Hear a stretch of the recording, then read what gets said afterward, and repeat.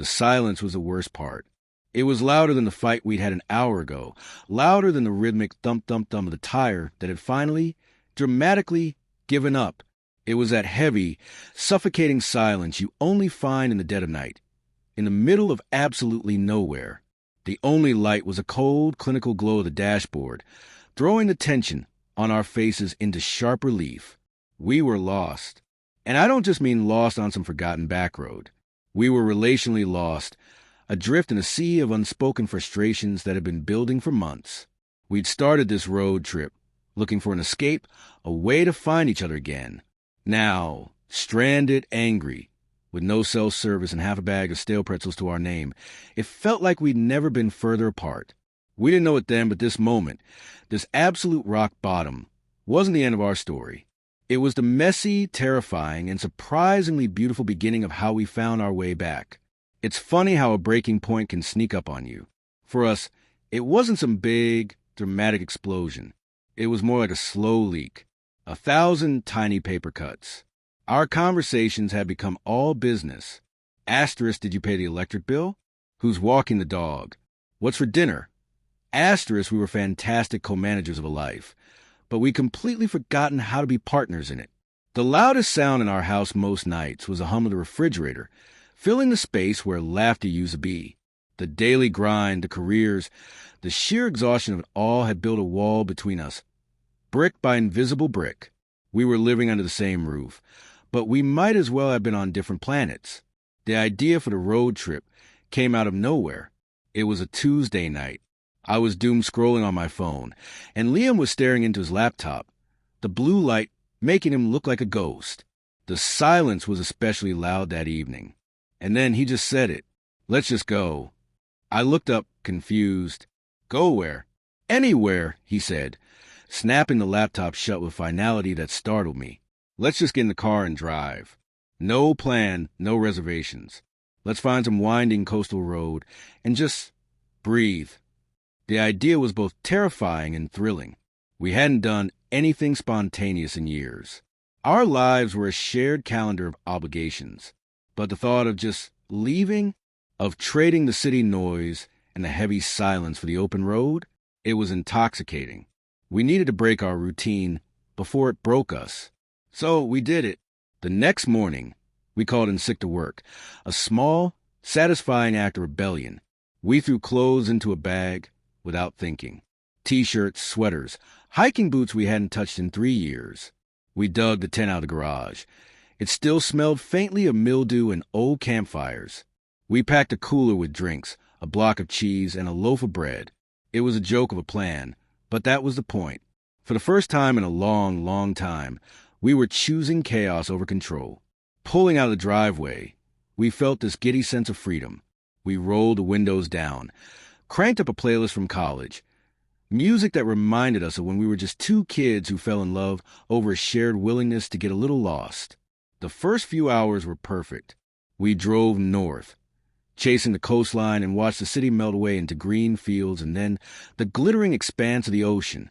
We talked. We really talked. Not about bills or chores. We talked about dreams, about dumb memories, about everything and nothing. It felt like we were peeling back the years and finding the people we used to be. We stopped at a roadside stand for fresh cherries, laughing as the juice stained our fingers. We pulled over at a scenic overlook, the wind salty and sharp, and just stood there, watching the waves crash against the rocks. In those moments, I thought, asterisk, this is working. This is a magic fix we needed. Asterisk, this shared adventure was layering a new, beautiful memory over all the tired old ones. This was how we'd find our way back. I was so sure of it. And I was so wrong. The mood shifted as the sun went down, painting the sky in fiery streaks of orange and pink. The scenic coastal highway we'd been happily cruising on began to narrow, the yellow lines fading. Liam was driving, a confident smile on his face. He pointed to a small dirt road branching off into a dense forest. "What do you think?" he asked, his eyes gleaming with a mischievous spark I hadn't seen in ages. "Scenic route." My internal alarm bells, the ones fine-tuned by years of anxiety and a love for planning, started going off. "I don't know, Lee. It looks a little sketchy." The GPS is already freaking out. That's the point, he laughed. An adventure. No GPS, no maps, just us. And because I was so desperate to be that fun, spontaneous person for him again, I said yes. Okay, let's do it. That was the wrong turn. In every sense of the word. The first mile was charming, I'll admit. Towering trees created this beautiful green tunnel. It felt like a fairy tale. The second mile was less charming. The road got rougher, and rocks started pinging against the bottom of the car. The fairy tale was starting to feel a bit grim. By mile 3, the road was just 2 muddy ruts, and the forest felt dark and claustrophobic, its branches scraping against the windows like bony fingers. Maybe we should turn back, I said, my voice barely a whisper.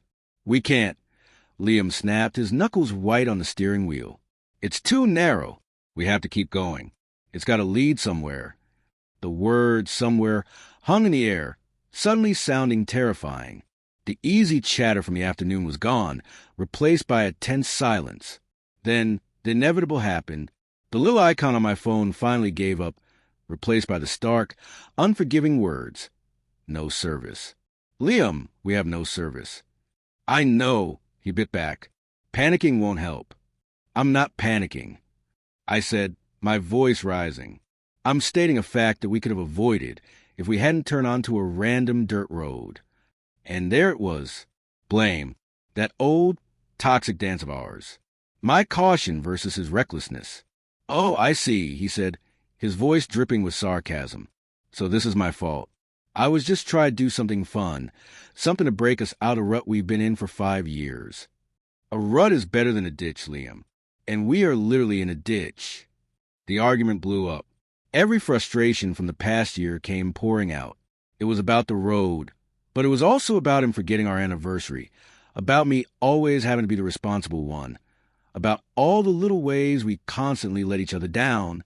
The car, our little vessel of freedom, had become a pressure cooker. And then, asterisk bang star, a loud pop in the front of the car, followed by a sick, rhythmic thump-thump-thump. Liam swore and lurched the car to a stop. We got out and stared. The front passenger side tire was completely, hopelessly flat. A sharp rock was embedded in it like a dagger. We just stood there in the growing darkness as the reality of our situation crashed down on us. Lost no service, a flat tire. Liam kicked the good tire in frustration. Of course, he muttered. I opened my mouth to say, I told you so, but the look on his face stopped me. It wasn't arrogance anymore. It was pure, raw fear. And I realized my anger was just a cover for the exact same feeling. We were terrified, and we were utterly alone. The adventure was over. The nightmare was just getting started. We tried to fix it. We really did. But the car was stuck at a weird angle in the mud, making it impossible to get the jack in place. With every failed attempt, frustration mounted. Then, as if on cue, it started to rain. A cold, miserable drizzle that soaked us in minutes. You're not doing it right. I yelled over the downpour. Then why don't you do it? You're such an expert, he shouted back. We weren't a team. We were just two scared, angry people lashing out. Eventually, shivering and defeated, we gave up. We climbed back into the car, smelling of rain and mud and failure, and sat on opposite sides, staring into the dark. The fight was gone, replaced by a hollow despair. This, I thought, is how it ends. Not with a bang, but with the miserable fizzle of a flat tire on a road to nowhere. Hours passed. Or maybe it was just minutes. Time felt thick and slow. The rain had softened to a gentle patter on the roof. We hadn't said a word. I was just watching a raindrop zigzag down the window, playing every worst-case scenario in my head. Then I heard a small, choke sound from the driver's seat. I turned. Liam had his head in his hands, and his shoulders were shaking. He was crying, not loud, but in this quiet, broken way that was a million times worse. In all our years together, I'd seen him cry maybe twice. He was my rock. Seeing him break just broke me. In that instant, something shifted. The anger, the blame, the I told you so, it all just washed away. All that was left was this deep, aching empathy. He wasn't the enemy. He was my partner, and he was hurting. I reached across the console and put my hand on his back. He leaned into my touch. "I'm sorry," he whispered, his voice muffled. "I'm so sorry, Alex, for all of this, for getting us into this mess, for everything. It's not just you," I said, my own voice thick with tears. "I'm sorry, too. I was awful." We just sat there for a while. The silence wasn't heavy anymore. It was gentle. It was a space to breathe. Finally, Liam sat up, wiping his eyes. He looked at me, really looked at me, for the first time in what felt like forever. "Okay," he said, his voice a little stronger. "Okay, what do we do?" That one little word. It was the most beautiful sound I had ever heard. It wasn't you against me anymore. It was us. "Okay," I echoed, a flicker of hope sparking to life. "Let's think. We're not dead. We have a car, even if it's broken. We have half a bag of pretzels and a block of cheese. We're basically 5-star camping. A weak laugh escaped him. "Right. And we have a tent." "We have a tent," I confirmed. "Let's set it up. We'll be warmer. In the morning, when it's light, we make a new plan." Suddenly, we had a purpose. We got out of the car and worked together in the faint glow of my phone's flashlight. We found a patch of ground that was mostly flat and not a total mud pit. I held the poles. He threaded them through. He hammered the stakes. I held the tent taut. No bickering, no blaming. Just quiet, efficient teamwork. Inside the tent, it was cramped and smelled like old canvas, but it was dry. We huddled together under a thin blanket from the trunk. We split a pretzel. "You know," Liam said quietly in the dark, "my grandpa was a mechanic. He always told me if a car starts, half the battle is won." He also said you can learn a lot from the owner's manual. The owner's manual. It was still in the glove compartment. So, by the dimming light of my phone, we read it. We found a section on changing a tire. We learned where to properly place a jack, how to use rocks to block the wheels. We were a team, problem-solving together. When morning finally came, the forest didn't look so scary anymore. Armed with our new knowledge, we went back to the car. We found flat rocks, wedged them behind tires, and positioned the jack on the exact spot the diagram showed. And this time, when Liam cranked it, the car actually rose. It worked, getting the muddy, mangled tire off, and the sad little spare on was a grueling, filthy job. But we did it, together. When the last lug nut was tightened, we stood back, covered head to toe in mud, and just looked at each other. And then we burst out laughing. This hysterical, cathartic laughter that echoed through the woods. We had done it. The drive out of that forest was slow, but we didn't care. We were moving. A few miles later, we saw it, a gas station, the most beautiful sight in the world. As we filled the tank, I looked over at Liam, his face smudged with dirt, a weary but real smile on his face. And I felt a surge of love for him, so powerful it nearly knocked me over. This wasn't the easy love from the start of the trip. This was something deeper, something forged in a crisis and reinforced with respect. We had been tested, and we hadn't just survived. We were stronger. The rest of the drive home was quiet, but it was a comfortable, easy quiet. We'd been through something together. That disastrous wrong turn forced us to a place where we had to choose. Fall apart or lean on each other. We chose each other. That awful experience became this weirdly vital part of our story, a reminder of what we can get through. If you've ever had an adventure go completely sideways, one that tested you and your relationships in ways you never expected, we'd love to hear about it.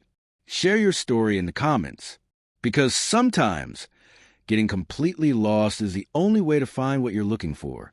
It's been a year since our crazy adventure. We never made it to the coast that weekend. We just drove home, tired, filthy, and more in love than we had been in a very long time. That trip changed everything. It wasn't a magic wand. It was hard work. It was the messy, painful, and beautiful process of finding each other again when all the usual walls were stripped away. We learned that a strong relationship isn't about avoiding the tough stuff. It's about how you face it, together. It's about making it safe to be vulnerable, especially when things go wrong. It's about learning that you're a team, that you can be resilient together.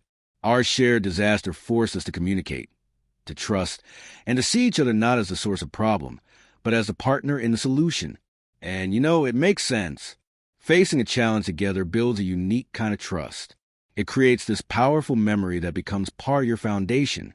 That horrible, unexpected detour turned out to be the plot twist our relationship desperately needed. We still have arguments. Of course. We still have to talk about bills. But something is fundamentally different. There's a new depth, a new trust. And every now and then, one of us will say, "Remember the dirt road?" And we'll both smile. It's our code for the time we got completely and utterly lost. And in doing so, finally found our way back to each other.